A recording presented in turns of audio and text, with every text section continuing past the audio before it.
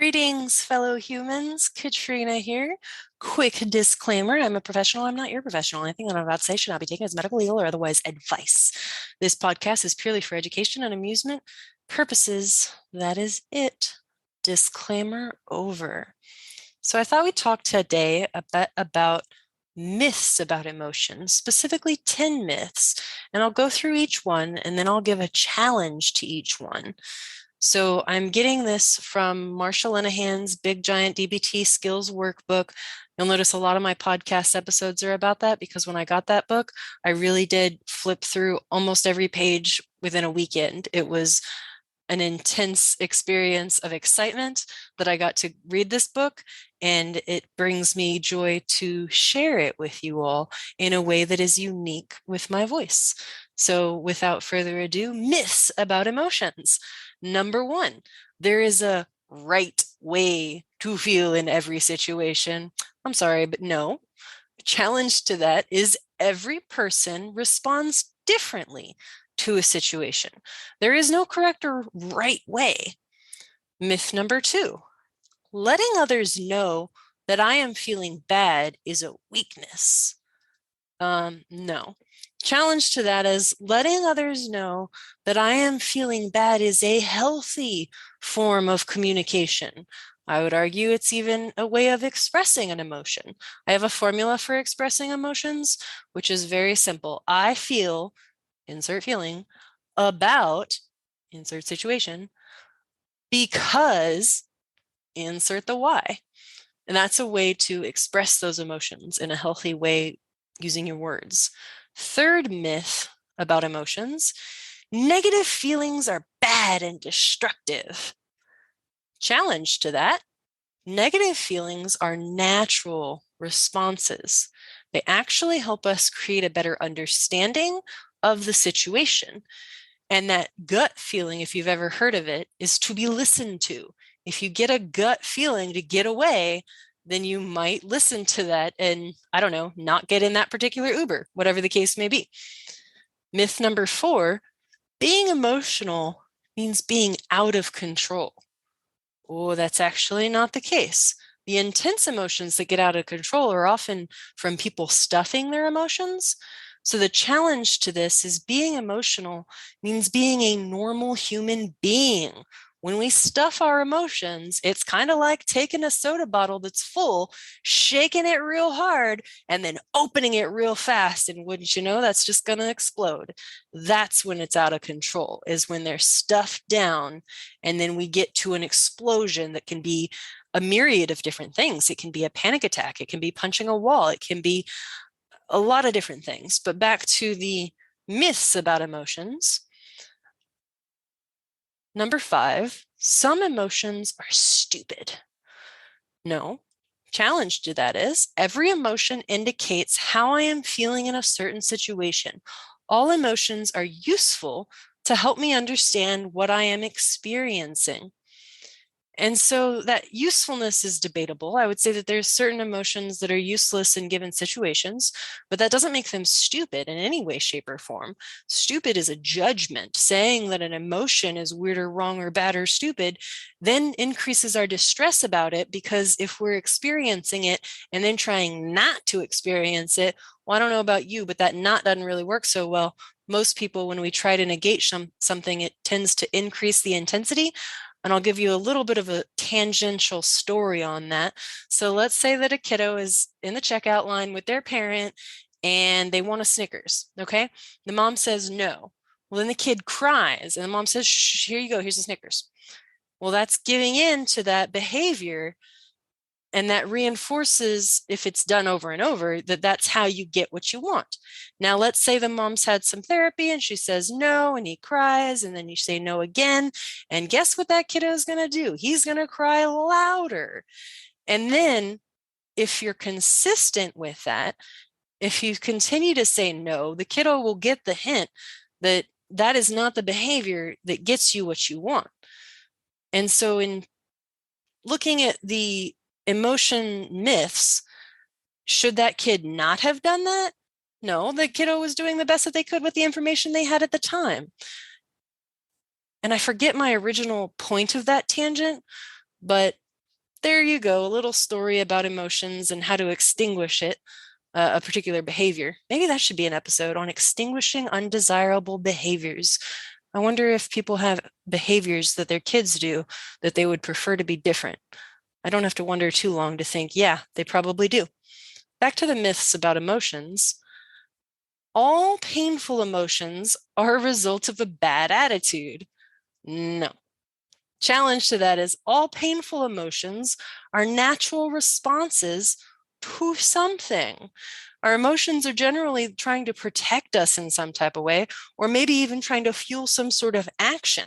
So if I am in a depressive situation or in a depressed state, and I'm looking to change something, we would take that emotion and listen to it rather than say, I just don't want to feel depressed. Experience that emotion, listen to what it's trying to say, and it is often a natural response to something going on in or around you. Number 7, if others don't approve of my feelings, I obviously shouldn't feel the way I do. No. Challenge to that, I have every right to feel the way I do, regardless of what other people think. Now, listen to that. Feel. I have every right to feel, not every right to behave in some type of way. Sometimes people confuse their feelings and their behaviors. And if I act on every urge that I have, well, that's not necessarily recommended because we might have an urge to attack somebody and they don't really need to be attacked because we are in a civilized society. Okay. So other people can think whatever they want about how we feel, but we still have the right to feel the way that we do at each and every moment in time. Number 8, other people are the best judges of how I am feeling. Challenge to that, I am the best judge of how I feel. Other people can only guess how I feel, and they can make good guesses. That's not to say that we can't try to empathize and feel what other people are feeling or explain to somebody what they might be feeling, but really it's up to the individual to know what they're feeling and experiencing, and it might not even be a word. Have you ever heard somebody say to you, well, I'm just feeling blah, and that's like BLEGH, blah. And that isn't necessarily a specific emotion, but it is an emotional experience that when communicated, even though it's a sound, we know what it means. So another myth about emotions, number 8. Oh, that was what I just said. Other people are best judges of how I'm feeling. No. I'm the best judge of how I feel. Other people can only guess how I feel. Number 9, painful emotions are not important and should be ignored. No. Challenge to that, painful emotions can be warning signs that tell me the situation I am in is not good. Those uncomfortable emotions, let's just go with resentment, okay? So an example of when resentment can get in the way is when somebody else doesn't do something that we think that they should have done, and that feeling even gets intensified if we told them. If somebody comes to you with a problem and you tell them the solution to the problem and then they don't go and do it, well, then that makes sense that it would be an uncomfortable experience for the person who had the solution. Now, the problem with that is people often offer solutions when they're not asked. So that unsolicited advice is the reason for the resentment. Don't give the advice and you won't get the resentment. Or only give advice when asked specifically.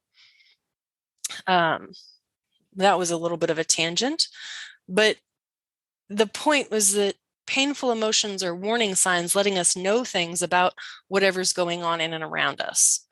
The last myth that I want to talk about today about emotions is extreme emotions get you a lot further than trying to regulate your emotions. No. Extreme emotions can often cause trouble for us and the people around us. If an emotion is not effective, emotion regulation is a good idea.